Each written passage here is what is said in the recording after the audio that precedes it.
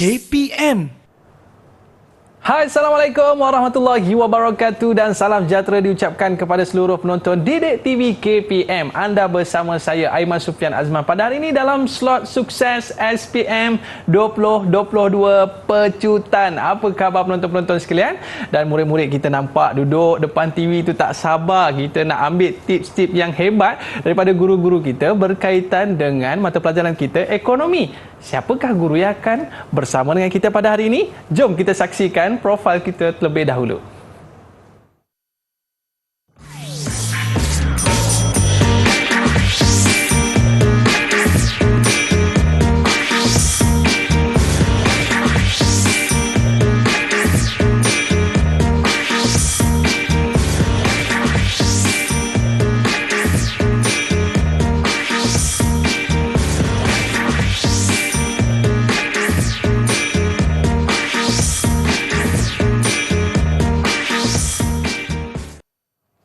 Baiklah, bersama dengan kita pada hari ini Cikgu Roslan Junoh, guru ekonomi daripada SMK Tanjung Chat, Kota Baru, Kelantan. Apa khabar Cikgu?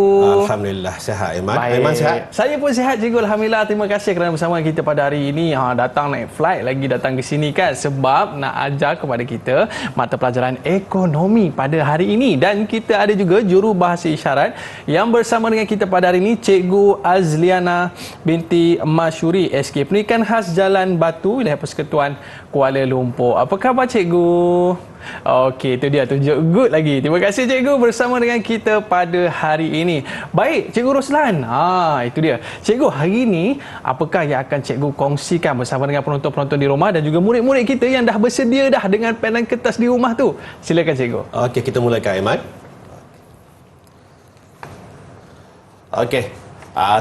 Sebelum kita teruskan untuk sukses SPM 2022, okey, tumpuan kita pada hari ini adalah untuk 3767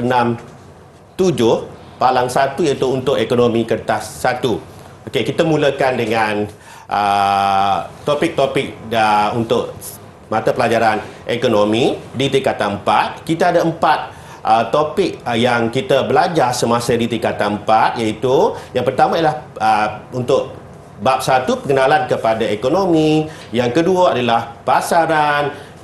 Yang ketiga ialah bank dan wang bank dan pendapatan individu, dan yang keempat adalah pengeluaran. So, secara keseluruhannya semasa di tingkatan 4, murid-murid akan belajar 4 topik utama dengan jumlah 9 subtopik.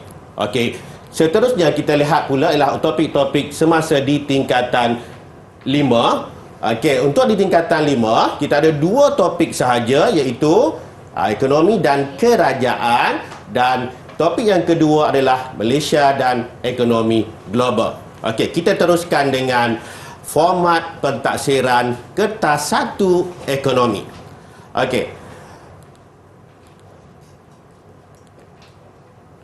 Okay, baik, untuk ekonomi kertas 1, okey, kod kertas dia adalah 3767 palang 1, di mana calon-calon diberi masa menjawab selama 1 jam 15 minit dengan peruntukan soalan sebanyak 40 soalan. So, maknanya setiap satu soalan calon-calon mempunyai masa selama 1/3 minit, lebih kurang 1.8 minit Aiman. Ya, Cikgu. Okey, so bentuk kertas soalan kertas 1 adalah kertas objektif, di mana secara keseluruhannya kertas 1, 40 soalan merupakan soalan objektif. Okey, kita teruskan dengan bentuk soalan kertas 1, di mana secara keseluruhannya kertas 1 mengandungi 2 bentuk soalan, yang di mana calon-calon akan disoal dari sudut kita panggil sebagai OP1, di mana calon akan disoal dari sudut kemahiran untuk mengingat dan memahami, dari sudut istilah, konsep dan juga prinsip ekonomi. Okey, manakala yang kedua kita namakan sebagai OP2, di mana calon-calon akan disoal berkaitan dengan kemahiran mengaplikasi, di mana calon-calon akan disoal berdasarkan pengetahuan, kemahiran untuk membuat penyelesaian berdasarkan situasi baru dan situasi yang diberi. Okey, seterusnya. Seterusnya kita lihat tadi cikgu dah bagi tahu di mana kertas satu mengandungi dua bentuk, di mana OP1 di mana calon-calon akan disoal berdasarkan soalan-soalan berbentuk asas pengetahuan dan juga kemahiran. Untuk menguasai calon ini, calon ataupun murid-murid perlu menguasai buku teks, perlu hafal bahkan saya perlu memahirkan diri, perlu membaca buku teks, mahir dengan buku teks untuk menjawab soalan berkaitan dengan pengetahuan dan juga pemahaman tadi. Di mana soalan-soalan biasanya akan diambil daripada buku teks. Okey, kita teruskan.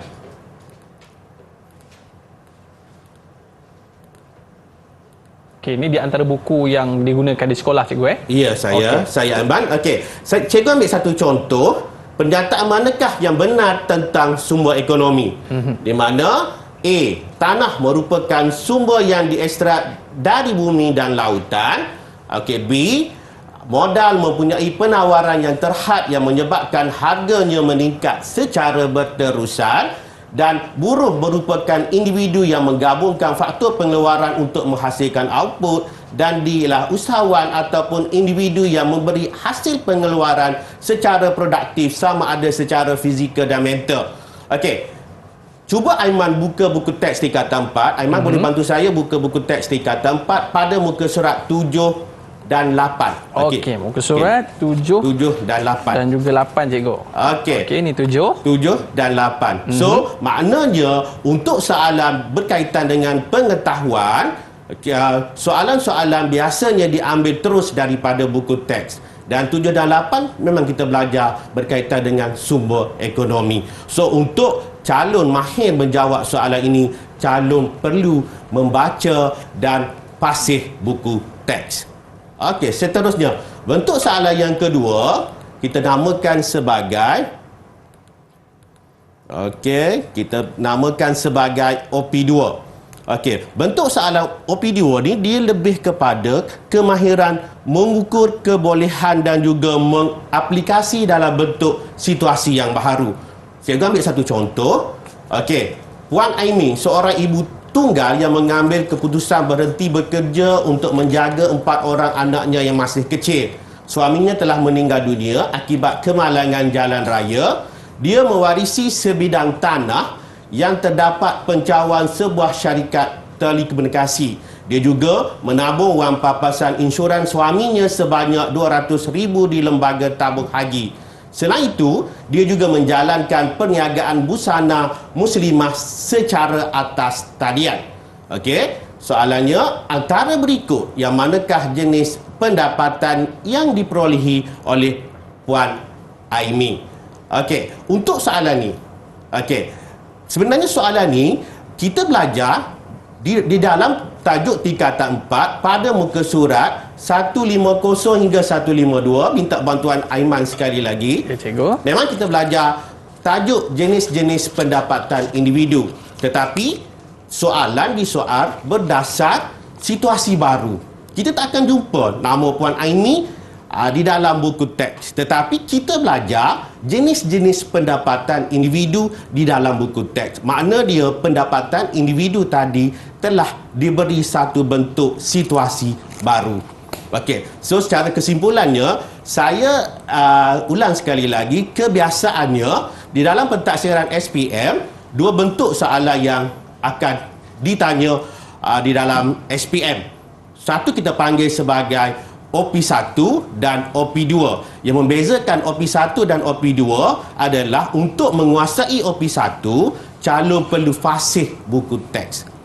Okey, untuk menguasai OP2, calon perlu faham buku teks dan mengaplikasi dalam situasi yang baru. Okey, itulah secara kesimpulan Aiman. Maknanya untuk kita kalau nak pergi mana-mana pun cikgu bawa buku teks ni kan. Buku teks kena hafal, kena fasih. Kena fasih. maka Seolah-olah akan berjaya, betul, cikgu. Untuk kita cemerlang, kita kena tak boleh tinggal buku teks. Baik, lepas ni kita nak tengok soalan-soalan yang menjadi contoh-contoh soalan yang bakal keluar dalam SPM nanti. Nak tahu tak? Jangan ke mana-mana. Kembali selepas ini, sukses SPM 2022 Pecutan. Didik TV KPM. Didik TV KPM. Baiklah, kembali bersama saya Mas Sufian Azman di Didik TV KPM dalam Sukses SPM 2022 Pecutan. Pada hari ini dalam mata pelajaran ekonomi, kita nak belajar tentang kertas satu, macam mana nak jawab dengan mudah dan cermat supaya kita dapat full mark nanti. Okey, baik, kita bersama dengan Cikgu Roslan. Silakan Cikgu. Okey, kita teruskan, Aiman. Kita teruskan dengan bentuk-bentuk soalan kertas satu. Secara keseluruhannya untuk pentaksiran di peringkat SPM, ekonomi kertas 1, terdapat 3 bentuk soalan yang akan disoal di dalam pentaksiran SPM. Yang pertama kita namakan sebagai soalan aneka pilihan. Yang kedua, kita namakan sebagai soalan aneka gabungan atau aneka pilihan pelengkap. Dan yang ketiga adalah soalan berbentuk pilihan betul dan salah. Okey, kita teruskan dengan bentuk soalan yang pertama. Yang cikgu bagi tahu tadi, iaitu soalan aneka pilihan. Soalan aneka pilihan melibatkan satu kata kunci yang betul sahaja, di mana jawapannya hanya satu sahaja di dalam setiap soalan. Okey, sebagai contoh, pernyataan yang manakah betul tentang kos tetap? Okey, di mana jawapan ni adalah kos tetap merupakan pembayaran yang perlu dilakukan walaupun pengeluaran belum bermula. Di mana untuk soalan aneka pilihan hanya terdapat satu sahaja keyword kepada soalan, di mana yang 3 lagi itu merupakan pengganggu kepada soalan. Okey, kita teruskan dengan bentuk soalan yang kedua. Okey, bentuk soalan yang kedua kita namakan sebagai soalan aneka gabungan ataupun juga disebut sebagai aneka pilihan pelengkap.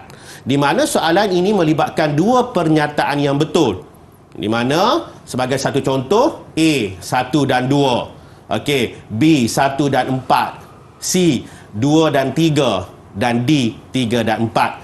Okey, setiap pilihan jawapan biasanya akan melibatkan 2 kali, di mana satu pilihan untuk satu akan ada 2 kali, pilihan untuk 2 ada 2 kali, pilihan untuk 3 ada 2 kali dan pilihan untuk 4 ada 2 kali. Okey, kebiasaannya soalan untuk aneka gabungan pelengkap, dia tidak lagi melibatkan 3 pilihan untuk soalan yang berkaitan dengan jawapan, di mana untuk kertas ekonomi tidak melibatkan pilihan jawapan 1, 2 dan 3, 1, 2 dan 4, 1, 3 dan 4 dan D adalah 2, 3 dan 4. Di mana untuk format pentaksiran untuk ekonomi kertas 1 hanya melibatkan 2 pilihan jawapan sahaja. Okey, selain daripada itu, soalan-soalan berbentuk kontra dan negatif juga biasanya tidak akan disoal untuk soalan ekonomi kertas 1. Sebagai contoh, antara berikut yang manakah bukan tujuan belanjawan negara? Yang kedua, pernyataan yang berikut merupakan ciri-ciri kos tetap kecuali. Okey, soalan yang ketiga, pernyataan yang berikut manakah tidak benar? Yang keempat, antara berikut pernyataan manakah yang salah? Ini kita namakan sebagai soalan-soalan berbentuk kontra atau negatif. Okey, so biasanya untuk pentaksiran kertas 1 ekonomi, soalan-soalan berbentuk kontra dan negatif tidak akan disoal di dalam pentaksiran. Okey, kita teruskan dengan contoh soalan untuk aneka gabungan ataupun pilihan pelengkap. Okey, pilih pernyataan yang betul tentang input berubah. Pilih pernyataan yang betul tentang input berubah. Yang pertama, tetap wujud walaupun output sifar. Yang kedua, contoh ialah polisi insurans kebakaran. Yang ketiga, wujud dalam jangka masa pendek dan jangka masa panjang. Yang keempat, berubah secara langsung dengan tingkat output. Di mana seperti yang cikgu jelaskan tadi, terdapat 2 pilihan jawapan sahaja yang perlu calon pilih, sama ada 1 dan 2, B 1 dan 3, yang ketiga C 2 dan 4, dan D adalah 3 dan 4. Ini yang cikgu bagi tahu tadi. Setiap pilihan jawapan hanya keluar 2 kali sahaja, di mana satu pilihan untuk jawapan tetap wujud walaupun output sifar. Kalau murid-murid lihat terdapat dua kali saja yang keluar untuk A dan B. Manakala contoh ialah polisi insurans kebakaran, pilihan yang kedua juga keluar sebanyak 2 kali saja, iaitu pilihan untuk A dan juga pilihan untuk C. Manakala wujud dalam jangka masa pendek dan panjang, itu pilihan yang ketiga juga hanya keluar sebanyak 2 kali, iaitu pada B dan D. Dan yang keempat, berubah secara langsung dengan tingkat output juga keluar sebanyak 2 kali sahaja sebagai pilihan jawapan. Di mana untuk jawapan bagi soalan ini adalah D, iaitu pilihan 3 dan pilihan 4. Okey, seterusnya kita lihat bentuk soalan yang ketiga. Soalan untuk ekonomi kertas 1 adalah soalan betul atau salah. Di mana soalan betul dan salah merangkumi, biasanya pentafsiran akan ditanya kepada murid berkaitan dengan pernyataan 1 dan pernyataan 2, di mana calon akan memilih sama ada pernyataan 1 adalah betul atau salah, pernyataan 2 adalah betul ataupun salah. Okey, kita tengok contoh dia, Aiman. Ya, cikgu. Okey. Kerajaan, pernyataan 1. Kerajaan menghadapi masalah kekurangan faktor pengeluaran untuk menghasilkan barang dan perkhidmatan. Okey, yang kedua, pilihan yang kedua, kerajaan membuat pilihan untuk memaksimumkan kebajikan masyarakat. So antara pilihan 1 dan pilihan kedua, murid-murid ataupun calon perlu memilih sama ada pernyataan 1 betul atau salah, pernyataan 2 tadi betul ataupun salah. Dan selepas dipilih, maka murid-murid boleh membuat pilihan sama ada pilihan A, pilihan B, pilihan C dan pilihan D. Kita lihat jawapan dia. Okey, kenapa B? Okey, pernyataan 1 salah, pernyataan 2 betul. Okey, so pilihan kita adalah kita akan memilih B lah untuk pilihan 1, salah, pilihan 2 adalah betul. Itu adalah bentuk-bentuk soalan kertas 1 untuk ekonomi, di mana cikgu ulang balik terdapat 3 bentuk soalan objektif yang disoal untuk kertas 1 3767 ekonomi.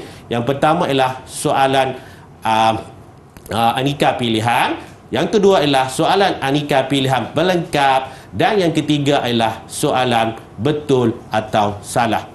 Okey, baik cikgu, itu dia di antara bentuk-bentuk soalan yang perlu kita faham dalam kertas 1 ni kan. Maknanya bila kita tahu kaedah, cikgu senanglah untuk kita jawab, betul cikgu? Okey, betul Aiman. Dan yang paling penting tadi cikgu bagi nasihat untuk kita baca buku teks ni, semua dah ada dah jawapan ni, betul cikgu Betul. Okey, baik cikgu, kita ada nak tanya sikitlah kepada cikgu kan. Perlu kertas ekonomi ni kan ada 2 kertas, betul cikgu? Ya, betul. Jadi boleh tak kalau murid ni dia ambil 1 kertas je cikgu? Boleh ke macam tu? Nak ambil 1 kertas saja. So dalam ilmu pentaksiran, dalam pentaksiran untuk peringkat SPM, calon atau pemurid wajib mengambil kedua-dua kertas. Maknanya dia kalau tak ambil mana-mana kertas, maka pentaksiran tadi tidak dapat dibuat. Tapi cikgu, selain daripada buku teks ni cikgu, boleh tak calon-calon kita ni guna buku rujukan lain selain daripada buku teks ni cikgu? Tidak ada masalah Iman. Tetapi buku teks itu adalah sebagai rujukan utama. Okey, so buku rujukan adalah sebagai tambahan untuk kita mendapat tambahan dari sudut ilmu ekonomi lah. So tapi walau bagaimanapun rujukan utama kita masih lagi berpegang kepada buku teks. Maknanya kalau dia betul-betul fokus pada buku teks pun dah memadai ya, dah cikgu. Dah boleh memadai. Memadai untuk menjawab soalan untuk menjawab cikgu, soalan kan? Untuk ekonomi kertas 1.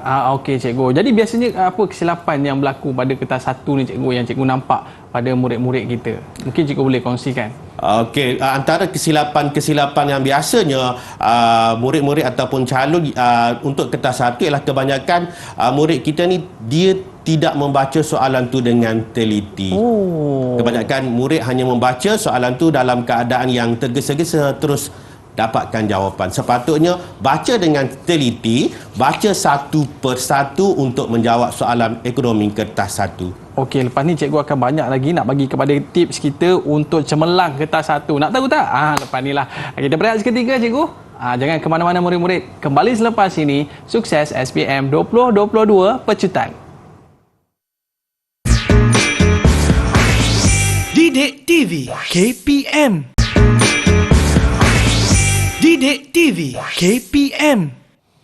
Baiklah, kembali bersama saya Iman Syufyan Azman dalam Sukses SPM 2022 Pecutan. Pada hari ini dengan Cikgu Roslan, kita nak belajar tips macam mana nak jawab kertas satu untuk mata pelajaran ekonomi. Baiklah, tanpa buang masa lagi, jom Cikgu kita teruskan.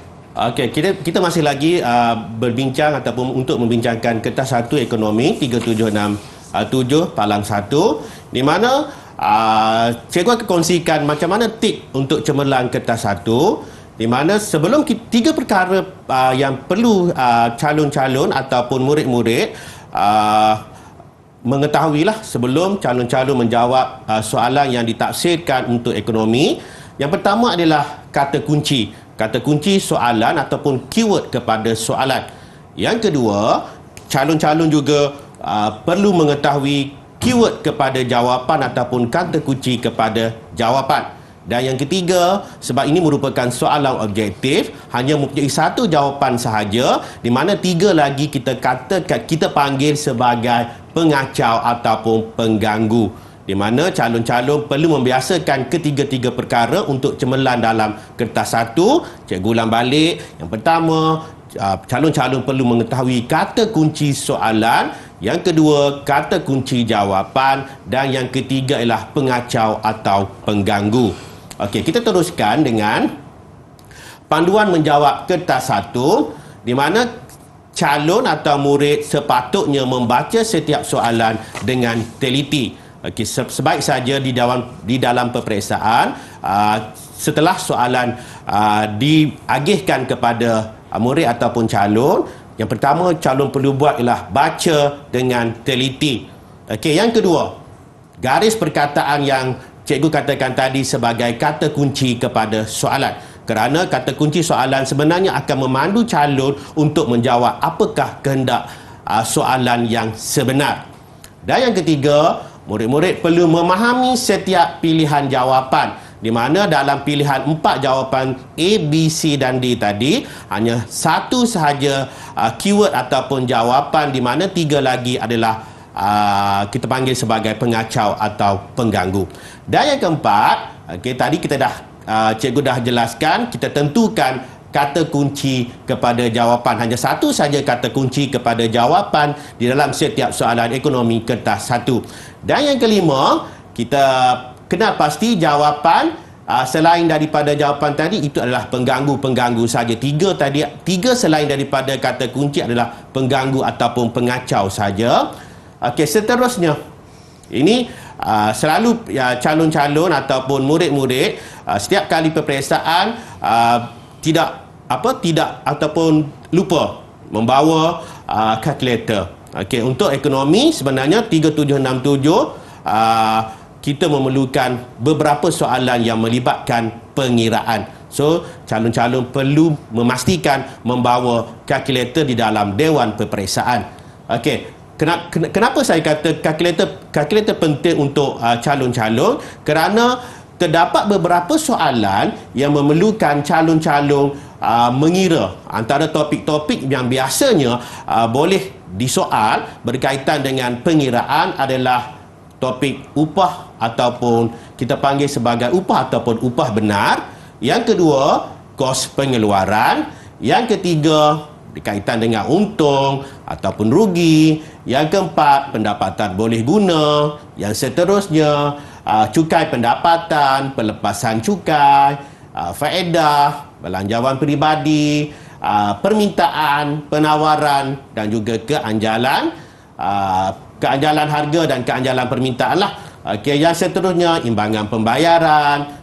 Okey, di mana berkaitan topik-topik ini memerlukan calon membuat pengiraan. So, kalkulator adalah penting untuk calon-calon untuk menjawab soalan-soalan berbentuk pengiraan. Seterusnya, calon-calon juga apabila menerima kertas soalan perlulah memahami rajah-rajah yang berkaitan. Kerana dalam ekonomi kertas 1 ni terdapat beberapa soalan yang mempunyai rajah ataupun jadual-jadual yang perlu difahami oleh calon. So biasanya antara rajah-rajah ataupun keluk yang biasanya boleh ditanya, boleh ditafsirkan untuk soalan ekonomi adalah berkaitan dengan keluk permintaan, keluk penawaran dan juga soalan berkaitan dengan keseimbangan pasaran.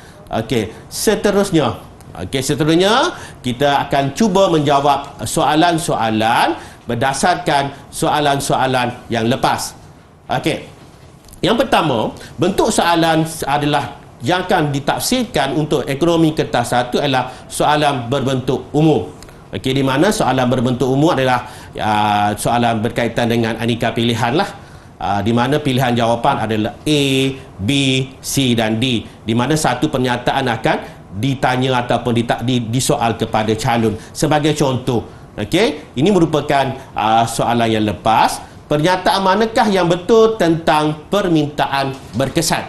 Okey, bila kita terima soalan untuk soalan objektif ataupun untuk kertas 1, cikgu telah kongsikan sebelum ini. Perkara pertama yang perlu kita buat ialah kita memahami apakah kata kunci kepada soalan. Apakah kata kunci? Sebab kata kunci ni adalah kehendak soalan. So dalam soalan ini, kehendak soalan adalah permintaan berkesan. Pernyataan yang manakah betul tentang permintaan berkesan?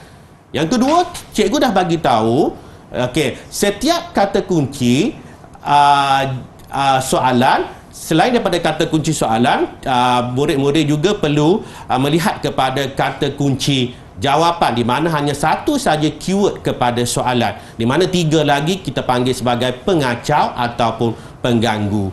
So selepas kita memahami ketiga-tiga kaedah tersebut, maka kita boleh membuat pilihan yang tepat. So di mana berdasarkan soalan ini, permintaan berkesan adalah permintaan ataupun keinginan yang mampu kita miliki. So pilihan kita, keyword kepada soalan ini adalah D, iaitu keinginan yang mampu dimiliki. Manakala A, B dan C merupakan pengganggu atau pengacau sahaja di dalam setiap soalan. Okey, seterusnya kita lihat contoh yang seterusnya. Okey, tadi cikgu dah bagi tahu, okey, terdapat soalan-soalan yang berbentuk rajah. Okey, bila kita nak jawab soalan berbentuk rajah, perkara pertama yang perlu kita tahu adalah kita perlu memahami betul-betul rajah yang terdapat di dalam setiap soalan. Sebagai contoh, okey, rajah 3 menunjukkan perubahan keseimbangan pasaran kereta. Okey, kenapa cikgu kata perlu kita memahami betul-betul rajah ataupun yang kelok yang terdapat di dalam soalan. Sebab apa? Sebab jika kita tidak memahami apa kelok ataupun rajah dengan tepat, maka adalah sukar untuk kita menjawab soalan. Okey, so berdasarkan slide yang cikgu kongsi, kita lihat rajah ini mempunyai anak panah bergerak ke kanan. Okey, dan bergerak ke kanan, okey, calon-calon perlu memahami apabila keluk permintaan bergerak ke kanan, maknanya berlaku peningkatan di dalam permintaan. So, tindakan kerajaan manakah yang menyebabkan perubahan tersebut? So, kalau calon ataupun murid tidak memahami keseluruhan rajah, adalah sukar untuk murid ataupun calon menjawab soalan. So, macam cikgu bagi tahu tadi, anak panah bergerak ke kanan menyebabkan berlakunya peningkatan permintaan. So, pilihan jawapan kita adalah melonggarkan syarat sewa beli. Okey, yang lain tu semua tu menaikkan kadar faedah pinjaman, melaksanakan kempen kongsi kereta, mengurangkan pelepasan cukai, itu adalah pengganggu sahaja. Okey, seterusnya kita terus kepada contoh soalan berkaitan dengan gambar. Okey, terdapat soalan-soalan mungkin ditaksirkan berkaitan dengan gambar. Calon diberi gambar berkaitan dengan satu perkara dan calon perlu menjawab berdasarkan pemahaman gambar tersebut. Okey, contoh soalan 1. Okey, berdasarkan gambar di atas. Okey, berdasarkan gambar di atas, fungsi wang ialah, okey, pilihan yang pertama adalah alat perantaraan pertukaran, pilihan yang kedua alat bayaran tertunda, pilihan yang ketiga adalah alat ukuran nilai, pilihan yang keempat adalah alat simpanan nilai. Ini adalah merupakan bentuk soalan aneka pilihan gabungan ataupun aneka pilihan pelengkap, di mana calon-calon dikehendaki memilih dua pernyataan yang betul sahaja, di mana setiap pilihan jawapan tadi dia akan keluar sebanyak 2 kali. Pilihan 1 akan keluar 2 kali, pilihan kedua akan keluar 2 kali, pilihan ketiga akan keluar 2 kali, dan pilihan 4 akan keluar 2 kali. Dan kita kena menggunakan 3 perkara untuk menjawab soalan. Yang pertama, kata kunci soalan. Di mana kata kunci soalan? Di dalam soalan ini, kata kunci soalan adalah fungsi wang. Okey. Yang kedua adalah kita panggil sebagai keyword kepada jawapan, dan yang ketiga adalah pengganggu. Apabila calon menjawab soalan berkaitan dengan aneka gabungan, calon boleh memilih 2 teknik ataupun 2 cara. Sama ada calon memilih terus 2 jawapan yang betul, ataupun calon memilih 2 jawapan yang dianggap pengacau atau pengganggu, mana-mana calon tahu. Okey. Untuk memudahkan calon menjawab soalan aneka gabungan pelengkap, kita boleh menggunakan teknik cantas ataupun teknik buang. Di mana sebagai contoh, kan, di manakah fungsi wang? Berdasarkan gambar. Kalau kita lihat berdasarkan gambar, di mana isi rumah sedang membuat proses pembelian lah. Okey, alat perantaraan pertukaran. Okey, yang kedua alat bayaran tertunda. Yang ketiga adalah alat ukuran nilai, dan yang keempat adalah alat simpanan nilai. Di mana kalau calon yakin bahawa jawapan pilihan 1 adalah betul, makna dia calon mempunyai pilihan untuk A dan B sahaja. Manakala C dan D itu dianggap sebagai pengacau ataupun pengganggu sahaja. Okey. So, calon teruskan dengan pilihan yang kedua, alat bayaran tertunda. Mungkin calon dah yakin alat bayaran tertunda berdasarkan gambar adalah tidak tepat. Maka calon buang sahaja ataupun calon cantas sahaja pilihan yang kedua, iaitu mana-mana pilihan kedua ada C dan juga ada A. So, tinggal saja jawapan kita ataupun keyword kepada jawapan kita adalah B. Ini kita namakan sebagai teknik cantas untuk calon mudah menjawab soalan. Okey, kita teruskan dengan contoh soalan yang seterusnya adalah soalan berbentuk situasi, di mana di dalam soalan calon-calon akan ditafsirkan berdasarkan situasi. Diberi satu bentuk cerita di dalam soalan, dan soalan tersebut akan disoal berdasarkan situasi yang berdasarkan di dalam soalan tadi. Okey, untuk soalan berbentuk situasi, calon-calon perlu membaca dengan teliti setiap situasi, dan calon-calon boleh menggunakan pengetahuan ataupun ilmu ekonomi yang telah calon pelajari sebelum ini. Sebagai contoh, cikgu kongsikan satu contoh soalan berbentuk situasi. Okey, Encik Yusof membuka sebuah kilang perabot berasaskan kayu getah di kampung Teluk Mas. Okey, beliau mampu memberi peluang pekerjaan kepada 20 orang penduduk di kampung tersebut. Okey, soalan dia, pernyataan manakah yang betul tentang Encik Yusof? Okey, so sekarang berdasarkan situasi tersebut, calon perlu mengetahui berdasarkan pengetahuan yang calon ada, berdasarkan ilmu, berdasarkan apa yang telah calon belajar di dalam kelas. So sekarang, okey, yang manakah betul berkaitan dengan Encik Yusof? Sebab Encik Yusof ni kalau kita berdasarkan situasi buka sebuah kilang perabot. Bila buka kilang perabot, mestilah Encik Yusof tadi adalah usahawan. So bila usahawan, apa Encik Yusof akan mendapat? Mestilah mendapat dalam bentuk untung atau rugi. Okey, so mana-mana di antara pilihan jawapan A, B dan C, so kita lihat okey, B adalah betul, di mana tugas Encik Yusof sebagai seorang usahawan adalah menggabungkan input-input pengeluaran bagi menghasilkan output. Okey, ini adalah soalan dalam bentuk situasi. Memang kita belajar di dalam kelas, dalam buku teks kita belajar berkaitan dengan sumber-sumber ekonomi, tanah, buruh, modal dan usahawan. Tetapi soalan disoal di dalam bentuk situasi baharu berkaitan dengan satu situasi berkaitan dengan Encik Yusof membuka kilang perabot. Okey, seterusnya. Okey, seterusnya cikgu nak share ataupun cikgu nak kongsi berkaitan soalan pengiraan. Okey, tadi cikgu dah bagi tips. Okey, di dalam menjawab soalan pengiraan, calon perlu bawa kalkulator. Okey, penting untuk calon membawa kalkulator dan calon perlu memahami kehendak soalan tadi dengan tepat. So, salah satu caranya baca soalan dengan teliti. Kerana apa? Kerana setiap soalan, setiap patah perkataan di dalam soalan sebenarnya boleh membantu calon untuk menjawab soalan. Okey, sebagai contoh, maklumat berikut menunjukkan hasil dan kos syarikat PQR sendirian berhad. Okey, jumlah keluaran adalah 200 unit, harga seunit adalah RM15, sewa kilang adalah RM3,000, bahan mentah RM12,000, buruh RM5,000, bahan api RM2,000. So soalan keyword kepada soalan adalah berapakah untung yang diperolehi oleh syarikat tersebut. Okey, untuk menjawab soalan berkaitan dengan soalan pengiraan, calon perlu tahu, calon perlu hafal rumus ataupun formula. So formula bagi mengira untung adalah jumlah hasil ditolakkan dengan jumlah kos.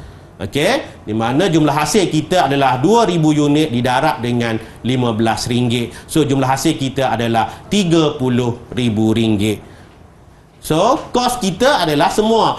Sewa kilang adalah kos, bahan mentah adalah kos, buruh adalah kos, bahan api adalah kos. So jumlah hasil tolak dengan kos, akanlah kita mendapat untung. So jawapan kita adalah RM8,000.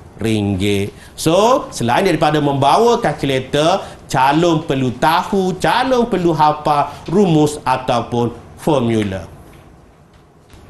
Okey, itu dia cikgu. Maknanya itu paling penting sekali dalam kita nak menyelesaikan masalah-masalah dalam soalan-soalan kita ni, kita kena tahu apa dia formula yang penting dalam kita nak menyelesaikan masalah cikgu. Sebab kadang-kadang bila kita tersilap, kira pun boleh menyebabkan kita tersilap jawapan. Okey, cikgu, boleh kita teruskan lagi cikgu? Okey, kita teruskan lagi dengan contoh soalan ataupun bentuk soalan kertas satu yang seterusnya adalah soalan jadual ataupun soalan berkaitan dengan padanan ataupun jadual, di mana calon akan disoal dan diberi satu bentuk jadual. Okey, sebagai contoh, jadual satu menunjukkan kuantiti penawaran dan permintaan bagi suatu barang pada berbagai tingkat harga. Di mana kalau kita lihat soalan berbentuk jadual ni, dia ada teknik untuk menjawab soalan jadual. Kalau soalan tadi diberi dalam dua bentuk jadual, sebagai contoh, saya ambil satu contoh yang mudah untuk calon-calon memahami. Saya ambil satu contoh, antara yang berikut yang manakah betul? Okey, antara berikut soalan simple saja. Antara berikut yang manakah betul? Di mana berkaitan dengan tanah dan modal. So tip untuk menjawab soalan jadual, calon-calon boleh menutup satu jadual sebenarnya. Tak perlu calon-calon kaedah untuk menjawab dengan betul. Sebenarnya calon boleh baca satu bentuk jadual saja. Sebagai contoh, calon tutup modal. Okey, calon boleh tutup modal di mana calon hanya baca tanah sahaja. Sebagai contoh, pulangan bagi tanah adalah sewa. Mungkin betul, kan? Mobiliti tanah adalah mobiliti geografi. Okey, penawaran tanah adalah tidak terhad. Pengeluar bagi tanah anugerah alam. Okey, so kalau kita lihat di sini, mobiliti geografi adalah sifat bagi tanah adalah tidak tepat. So jawapan kita adalah mungkin D ataupun B, tetapi jawapan kita kalau kita lihat di sini adalah pengeluar tanah adalah anugerah alam. Ini betul lah, pengeluar tanah adalah alam. Okey. Saya ambil lagi satu contoh. Okey. Pasangan manakah yang betul tentang cukai langsung dan cukai tidak langsung? Okey. Cukai langsung dan cukai tidak langsung, Aiman. Untuk menjawab soalan berbentuk jadual, kita boleh baca sebelah sahaja, sebelah kanan ataupun sebelah kiri. Okey, sebelah kanan ataupun sebelah kiri. Agak-agak Aiman, boleh tak Aiman jawab? Cuba. Okey cikgu. Kalau kita tak perlu tengok dua-dua. Mungkin Aiman boleh baca untuk cukai langsung saja ataupun cukai tak langsung. Okey cikgu, saya rasa jawapannya adalah B cikgu, kadar cukai bersifat progresif. Betul ke cikgu? Okey, kita lihat jawapan Aiman, betul ataupun tidak. Okey, betul Aiman. Okey, kadar cukai langsung adalah merupakan kadar cukai bersifat progresif. Okey cikgu. Okey, kita teruskan dengan bentuk soalan yang seterusnya adalah soalan betul dan salah. Soalan betul ataupun salah. Untuk menjawab soalan ini, tip dia adalah calon perlu membaca dengan teliti setiap patah-patah perkataan di dalam setiap soalan. Makna dia, kebiasaannya soalan betul salah hanya satu patah perkataan saja yang menunjukkan dia salah ataupun dia betul. Melambangkan betul atau salah tu melibatkan satu perkataan sahaja. Sebagai contoh, kehendak adalah keinginan manusia terhadap barang dan perkhidmatan untuk mencapai keselesaan hidup. Okey, so calon-calon perlu membaca dengan teliti satu persatu. Di mana kalau calon yakin kehendak adalah keinginan manusia terhadap barang dan perkhidmatan untuk mencapai keselesaan hidup ada betul, maka calon kena pilih sebagai penyataan satu adalah betul. Yang kedua, kehendak manusia terhad dan berbeza-beza antara individu.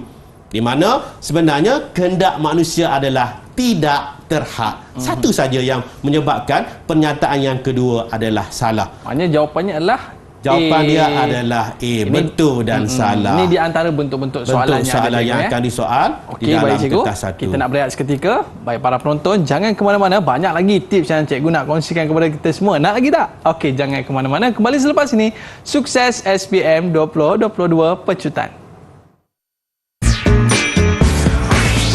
Didik TV KPM. Didik TV KPM. Baiklah, kembali bersama saya Mas Sufian Azman dalam Sukses SPM 2022 Pecutan. Baik, kalau kita tengok daripada awal tadi, banyak dah tips yang cikgu berikan kepada kita. Tapi kadang-kadang ada juga murid-murid kita yang mungkin terlepas pandang ke melakukan kesilapan ke cikgu. Mungkin cikgu boleh tunjukkan apa di antara perkara yang murid-murid kita kena berhati-hati. Silakan cikgu. Okey, kita teruskan Aiman.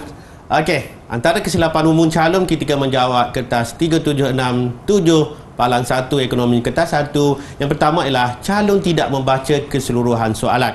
Yang kedua, calon kurang menguasai konsep ataupun istilah ekonomi yang dipelajari di dalam kelas ataupun bilik darjah. Yang ketiga, calon tidak memahami kehendak soalan. Itu kata kunci ataupun keyword kepada soalan, apa yang dikehendaki oleh soalan. Yang keempat, calon sebenarnya kurang membuat latih tubi ataupun latihan ulang kaji, terutamanya untuk soalan-soalan kertas 1, soalan objektif. Dan yang keempat, calon tidak mahir untuk menjawab soalan berkaitan dengan soalan-soalan yang ditanya ataupun disoal. Okey, seterusnya kita lihat panduan untuk calon cemerlang untuk ekonomi kertas 1. Yang pertama ialah calon perlu menguasai ilmu ekonomi secara keseluruhannya di tingkatan 4 dan tingkatan 5, di mana kedua-dua buku teks di tingkatan 4 dan tingkatan 5 sepatutnya calon perlu menghabiskan beberapa kali buku teks dan mahir buku teks, sebab buku teks merupakan buku rujukan utama kepada kita, kepada murid-murid semua, di mana buku-buku rujukan sebenarnya adalah satu bentuk bahan tambahan sahaja. Yang seterusnya adalah calon-calon kurang membuat latihan-latihan berkaitan dengan soalan-soalan objektif, di mana sepatutnya calon ataupun murid-murid boleh membuat latihan-latihan daripada sumber-sumber soalan tahun lepas, sumber-sumber soalan-soalan percubaan antara negeri-negeri, dan juga calon-calon juga boleh membuat latihan-latihan berbentuk soalan-soalan topikal.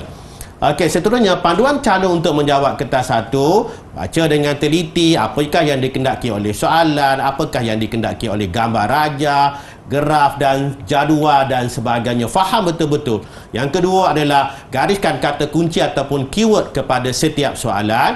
Yang ketiga, pilih satu saja keyword jawapan di mana 3 lagi merupakan pengganggu ataupun pengacau kepada soalan. Yang keempat, calon-calon hendaklah memilih jawapan yang berpotensi untuk dipilih kerana semua jawapan adalah hampir betul dan hampir tepat. Di mana dalam setiap soalan tadi ada soalan, ada jawapan yang hampir betul, ada jawapan yang hampir tepat. Di mana itu kita panggil sebagai pengacau ataupun pengganggu tadi.